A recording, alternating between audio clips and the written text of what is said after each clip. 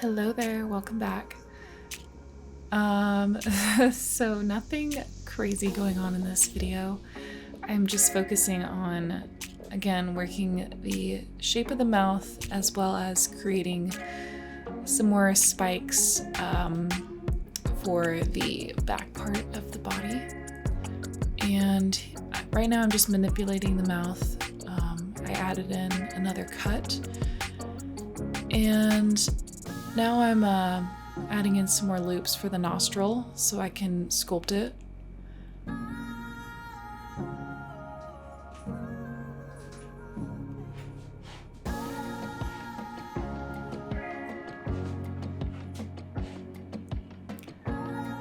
So I'm just checking the face orientation, making sure everything's blue. And I realized I had some doubles towards the back when I finished the last video. I extruded and I forgot to merge them, so that's what I was doing. Again, just manipulating the shape of the nostril,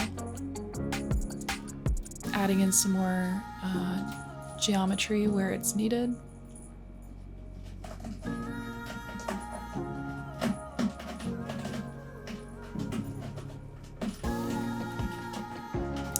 You might hear my cat on the cat scratcher.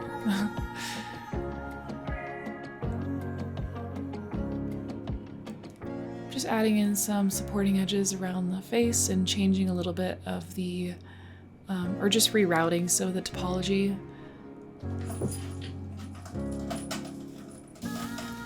And here there's a definite crease in the bridge of the horse's nose, but I wasn't able to accomplish that with the mirror not being applied, so I just left it as is. And when I apply the mirror, I'll come back to it, so that's what that's for.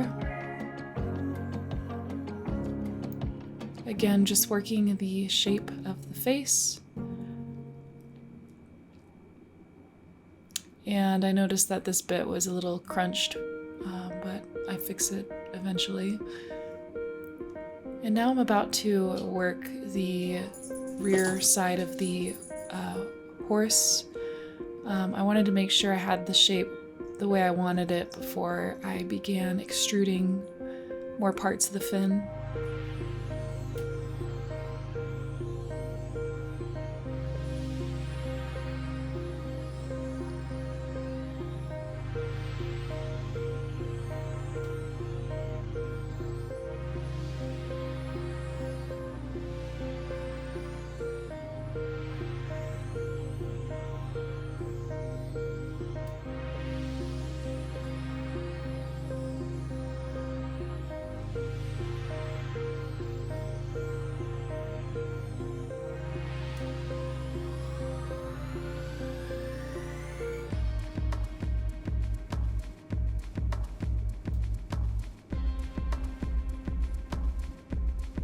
So now I'm selecting a couple faces to begin extruding the fins.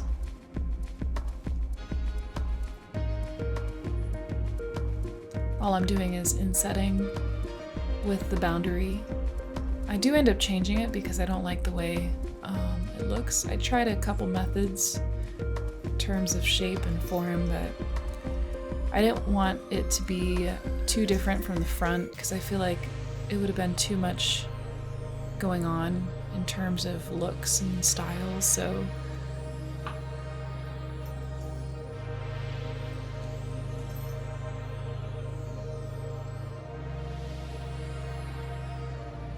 now I'm just extruding and doing the same thing that I did for the front part of the fins, or the mane, and just adding in 4 edge loops.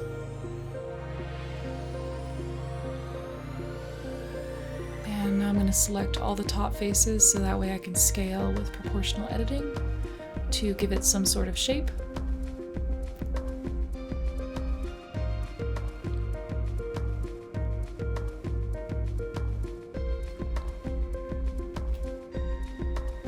And I'm just rotating, scaling, just honestly playing around to see what kind of look works.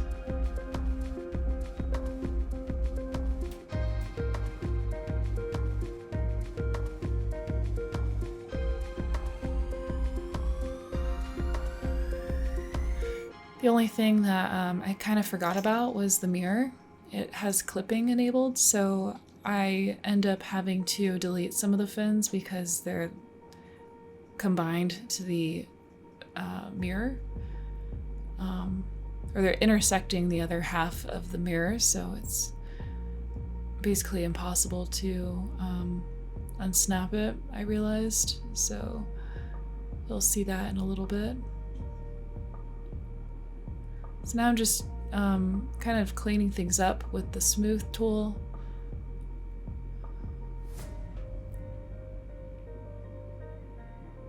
Just checking out how the sub D works, how it looks. And now you'll see that it is snapped to the mesh is snapped to the mirror, so I tried to undo some of it, but I couldn't go back that far. So I figured rather than trying to mess around with it, it's better to just delete the fin and just create a new one.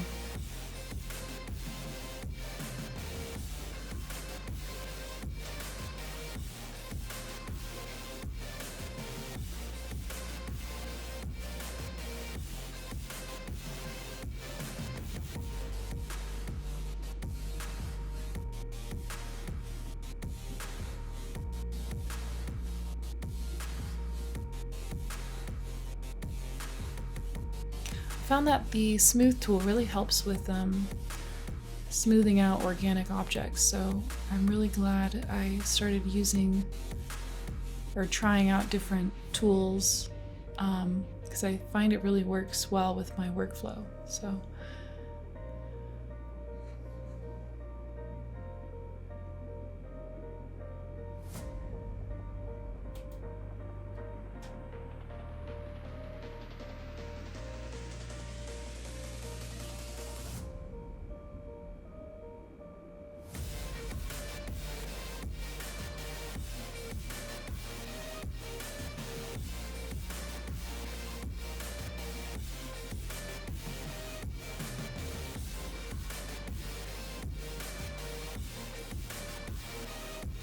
we're getting towards the end of the video, and I already have a few things in mind that I need to focus on for the next video, but I will keep you on a bit of a cliffhanger.